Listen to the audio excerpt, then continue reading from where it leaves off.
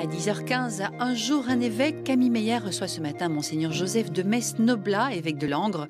Puis à 10h30, ce sera Maxime Dalle pour Ecclesia Magazine. Mais tout de suite, ces rencontres. Bonjour Marie-Ange Montesquieu. Bonjour Geneviève. Ce matin, et si nous étions des chats, serions-nous des dieux et le saurions-nous?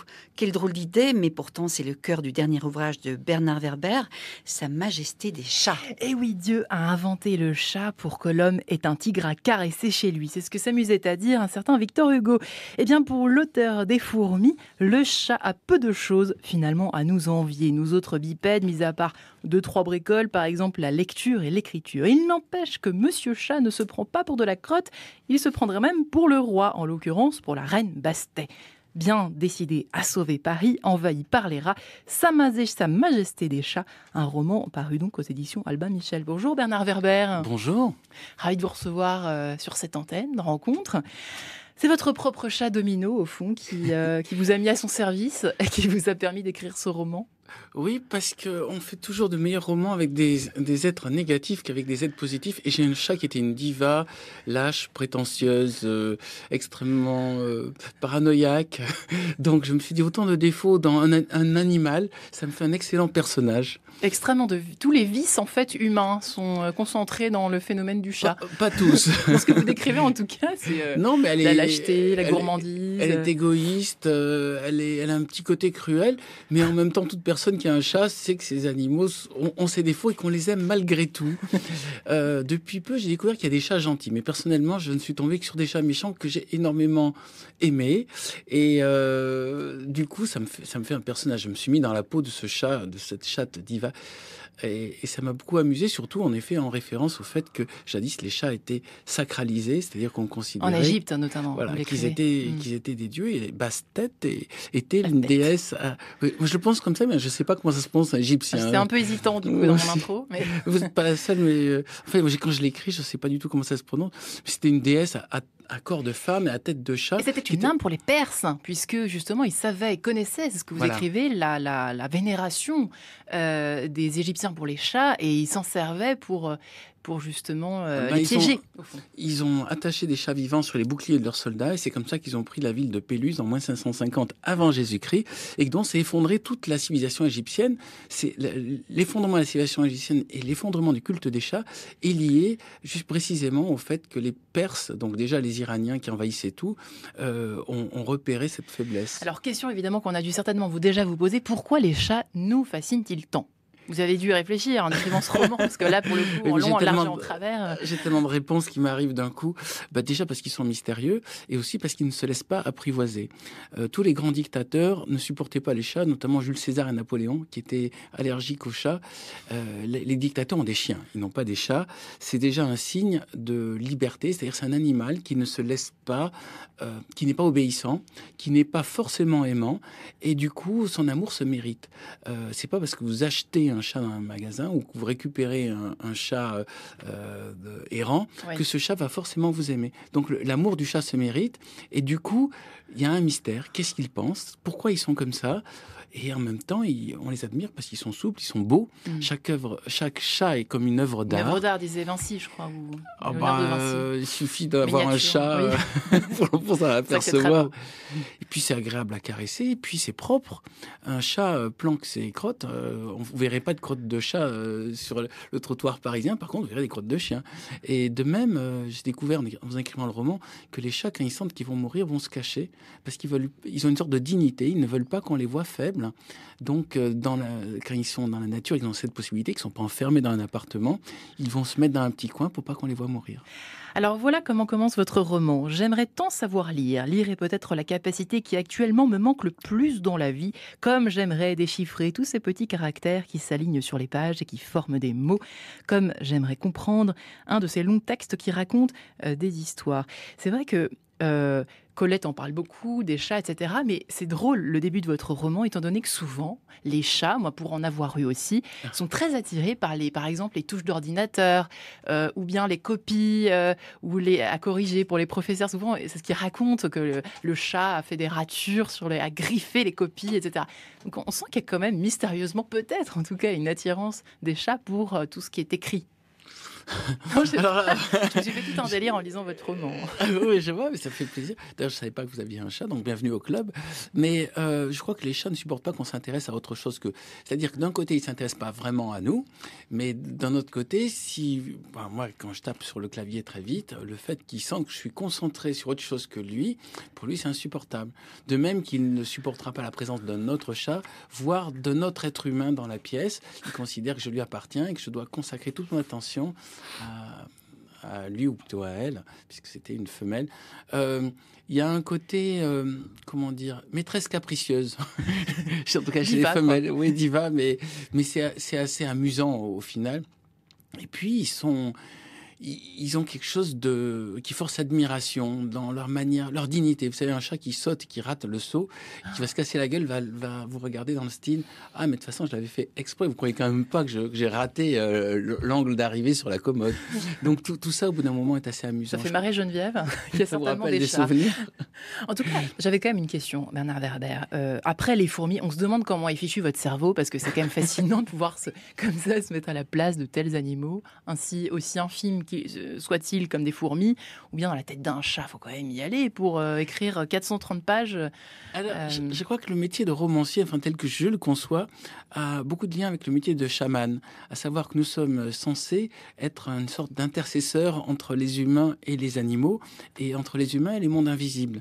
Et cette fonction magique du romancier, qui était à la base d'ailleurs des conteurs de la préhistoire, c'est-à-dire à la préhistoire, l'homme qui racontait l'histoire des chasses et des guerres, faisait aussi fonction de chaman, me semble déterminant. On l'a oublié, maintenant on pense que romancier c'est juste aligner des jolies phrases comme des perles d'un collier. Pour moi il y a une fonction... Ça saurait ça. Pour moi il y a une fonction... de réconciliation avec la nature, et dans le message de la plupart de mes livres, que ce soit dans les fourmis que vous évoquiez ou les chats, il y a cette idée, rappelons-nous que nous sommes des êtres humains, rappelons-nous que nous sommes autour d'une nature qui mérite d'être respectée, et c'est parce que nous respectons cette nature et que nous avons d'autres visions animales de nous-mêmes que nous pourrons ne pas devenir fous. Si nous restons qu'entre humains qui sont en train de réfléchir de manière humaine, on va tourner en rond et au bout d'un moment, on va s'autodétruire. C'est ce qui est en train de se passer. Et dès qu'on se déconnecte de notre civilisation pour essayer de prendre un peu de recul, d'avoir un peu de perspective, on comprend des choses qu'on ne comprend pas en restant le nez dans le guidon. Les animaux nous apprennent quelque chose sur l'humanité, au fond, que nous n'avons peut-être plus, ou que nous avons perdu, ou que nous n'avons pas. Je crois, oui, exactement. Et je parlais tout à l'heure de ma chatte, elle restait longtemps à m'observer. Alors je me dis, un chat qui reste à vous observer, il pense quoi ? Il se dit juste, une fois qu'il a dit, c'est mon maître, quand c'est qu'il va me nourrir, il pense autre chose. Est-ce que c'est votre cas aussi ? Est-ce que votre chatte vous observe ? Alors moi, c'était avant. Hein.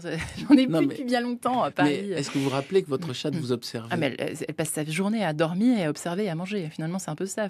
Mais au moment où elle vous regarde, alors que vous êtes en train, par exemple, d'écrire ou de lire, elle se dit forcément, cet humain m'intéresse.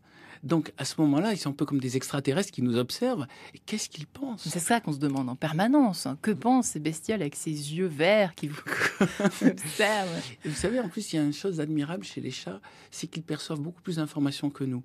Ils ont plus de spectre visuel, donc ils y voient notamment dans le noir, alors que nous ne voyons pas dans le noir. Ils ont un plus grand spectre audio, parce qu'ils ont les oreilles orientables, alors que nous, nos oreilles ne bougent pas, elles sont collées au crâne que d'une certaine manière. Et en plus, grâce à leur moustache, ils perçoivent les mouvements de tout ce qui est autour d'eux. Leur moustache vibrise. Donc, en fait, déjà, l'animal a plus d'informations de l'univers que nous. Et en plus, ils dorment la moitié du temps. Nous, on dort un tiers de notre vie, 8 heures. Les chats dorment 12 heures. Et ils rêvent énormément. Donc, ils ont un univers onirique et ils ont une captation de l'univers qui est beaucoup plus forte que nous. Ce en quoi il me semble vraiment intéressant. Alors, l'intelligence des animaux se calcule. Vincent Werber, on apprend ça, page 205 de votre livre que je suis en train d'essayer de trouver. Voilà. Vous dites, selon les critères humains, selon les critères humains, c'est-à-dire qu'il y a eu des études faites ou alors c'est dans notre esprit ? Non, ça veut dire que nous avons défini qu'être intelligent, c'est ressembler à un être humain. Je voulais juste rappeler ça. Le chimpanzé en numéro 1, le dauphin en 2 et le porc en numéro 3. Oui, en fait, les tests, c'est est-ce qu'ils se reconnaissent dans le miroir ? La deuxième chose, c'est est-ce qu'ils arrivent à sortir rapidement des labyrinthes ? Et troisièmement, c'est est-ce qu'ils ont des vies sociales et est-ce qu'ils perçoivent, pour le cas des chimpanzés, le lien entre une symbolique et un objet. C'est-à-dire, si vous dessinez de la nourriture, il va comprendre que ce dessin correspond à la nourriture. Il y a des animaux qui n'y arrivent pas. Et donc, selon ces critères-là, mais en effet, je pense que probablement les chats sont plus intelligents que nous, donc il faudrait utiliser des critères chats pour définir l'intelligence. Et à ce moment-là, peut-être que l'humain, on arriverait en 4e ou 5e position. Et alors, ils gagnent à la fin du roman? Les chats? Oui. Surtout, c'est les humains qui perdent. Je crois qu'on est arrivé, j'écoutais les actualités tout à l'heure, à un moment où on est devenu un peu autodestructeur. C'est-à-dire, on détruit notre planète et en même temps, on se détruit nous-mêmes. Donc, pour un animal extérieur, il se dit, les humains sont en train de faire des conneries. Donc maintenant, on va... Le temps que leur civilisation pourrisse, il faut préparer la suivante. Et la suivante pourrait être une civilisation de chats, sachant que les chats, quelque part, ont forcément une philosophie, une sérénité. Ils ont des plus et des moins, mais tant qu'on n'a pas vu ce que peut être une civilisation de chats, on ne pourra pas les juger. En tout cas, les Égyptiens pensaient que les chats pouvaient former une civilisation supérieure à la nôtre, donc pourquoi pas les relancer. Et par rapport au chien, qui est un signe d'impureté, je crois, dans certaines religions, je crois même dans l'islam, si je ne me trompe pas, mais je fais peut-être une erreur. Et comment s'est fait cette distinction? Ça s'est fait de façon de faire de l'anthropomorphisme, ou selon vous, c'est quand même quelque chose de prouvé? Le chien est rentré en contact avec l'humain il y a à peu près 12 000 ans. Enfin, la domestication. Oui, donc, en fait, ça devait être les chiens qui étaient rejetés par les meutes, qui sont venus manger les ordures près des villages. Et le lien avec l'homme s'est fait de manière très ancienne et très forte. Et le chat, c'est 6 000 ans. Donc, c'est-à-dire qu'ils ont 6 000 ans de plus, donc de 12 000 ans. Oui. 12 000 ans pour le chien et 6 000 ans pour le chat. Ils ont 6 000 ans de plus de contact avec l'être humain. Et on voit notamment une chose, c'est que les chiens arrivent à avoir des mimiques similaires à l'homme, notamment à faire des mines tristes ou signifier l'étonnement. Il y a des études sur le faciès des chiens, et alors que le chat est toujours imperturbable. Le chat ne sourit pas. Exact. Le chat ne rigole pas. Le chat ne signifie pas qu'il trouve une personne sympathique. C'est juste son comportement qui va montrer cela. Alors, j'aurais bien aimé évoquer le chat sorcier vu par le Vatican en 392 après Jésus-Christ. Mais si vous étiez Dieu, vous feriez quoi? Du coup, Bernard Werber, question qui fait la griffe de cette émission. Ah bon? Si j'étais Dieu, je rétablirais l'harmonie sur la planète, à savoir l'harmonie entre toutes les formes de vie. Déjà qu'on se mette à respecter les formes de vie animales et végétales et qu'on se mette à se respecter entre nous. Et puis une autre chose, c'est que je pense qu'en tant qu'espèce, nous avons un problème d'autorégulation. Nous allons être bientôt 10 milliards, c'est beaucoup trop. Si on veut respecter la planète, il va falloir nous autoréguler comme le font toutes les espèces animales. Nous sommes les seules espèces qui est en croissance exponentielle sans tenir compte du support, à savoir la planète qui la nourrit. Eh bien, c'était Bernard Werber, Sa Majesté des Chats, donc ce roman à retrouver aux éditions Albin Michel. Merci à vous. Merci à vous. Et merci à vous, Marie-Ange Montesquieu, pour cette rencontre avec Bernard Werber. Vous aviez l'air passionnée, Geneviève. Passionnant. Et à demain. À demain.